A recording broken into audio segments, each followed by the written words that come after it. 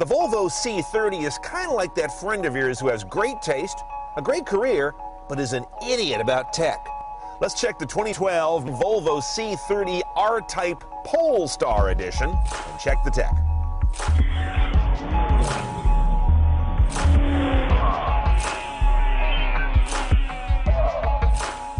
It helps if you're a Luddite who's got good looks, and the C30 fits in there. As you can see, it's the spiritual descendant of the very cool 1800 ES coupe wagon from back in the 70s. Not as svelte or stylish as it was in the 70s, but then again, neither am I. You've got the signature all-glass lift-up back door on this chisel butt design that gives you a loading space. Otherwise, the car is really a 2+2. The back seats are cruel, if not unusual. Now, normally I start these little tours at the cabin tech here in the head unit, but not on this one. I got to get something off my chest first. Starting with the ergonomics. First of all, what is this rake handle sticking up here? That's the emergency brake. It never really goes down, so it's always in my way when I'm going to grab a shift. Who thought of that? When it's up, I can easily rest on it and look like Noel Coward getting ready for his Hollywood production shot, but that's not why I buy a Volvo. Then you get to this stalk over here. You've got a controller here that I'm going to teach you about later, but when you go to use it, you bang your knuckle against the there go the wipers. And when you go to start the car, you activate the washers, if you can even get to the ignition. God's sake, you put the wheel down to get the car started. There we go. But that's not good design, people. Now, onto the cabin electronics. This is not a remote for the rear seat DVD system, of which there is not one in this car, blessedly. Instead, it's one of the ways you can operate that. You don't see it? That is actually a pop-up navigation screen. Check this out. You turn it on by reaching around for this inscrutable little controller back here, and once you think you have the right button, you press it. Now listen to the groaning sound it makes.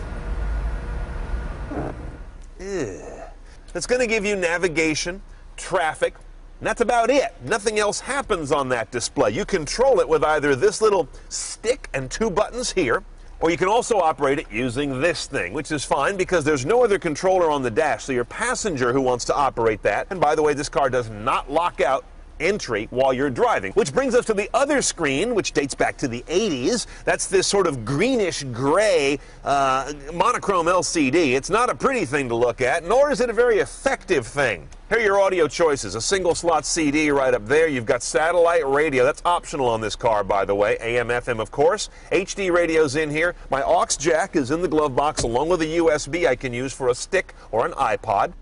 It's nice to have Bluetooth streaming on this car, stock of course, but very limited metadata. I mean, what's going on here? You could do better.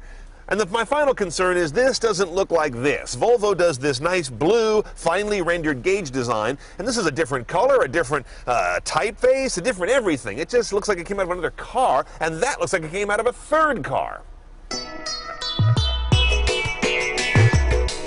Okay, because we've got a Volvo, things are, shall we say, unusual in the front as well. It's a 5-cylinder. They're one of the few companies that do these.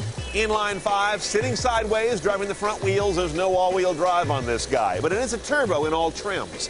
227 horsepower, 236 foot-pounds of torque. The car only weighs 3,200 pounds, so the acceleration's good, and the MPG not bad, 2130. With the 6-speed manual that we have, you lose 1 MPG highway. Now, if you saw that little blue badge on the butt and, like me, thought, what the hell is that? It says Polestar, which means nothing. Well, it turns out it's an engine tuning chip that Volvo installs, factory approved, that really improves your performance. You now have 250 horsepower and over 273 foot-pounds of torque, all without changing MPG or emissions at all, and most importantly, without screwing with your warranty. Let's go see how that works.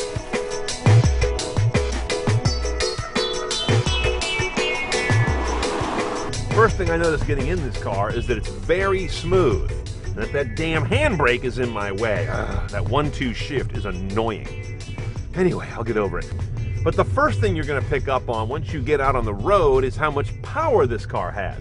It's prodigiously powerful with that Polestar chip in there.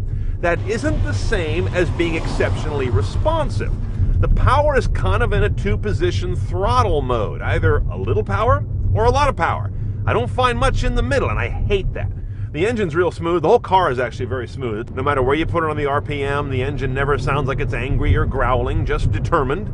But where the car starts to let you down or starts to feel like the $26,000 car that it is when you really get into it in a corner and you get a lot of torque steer, or the front end rears up and you get this little pigeon-toed thing on the front tires and they start to lose their grip and you get this really embarrassing kind of wandery, tractionless mess. In other words, Polestar puts too much power into the platform. So I think I would skip it, as much as I love the fact that it's crazy powerful when you got to overtake like that, but the car almost doesn't put it to the ground right.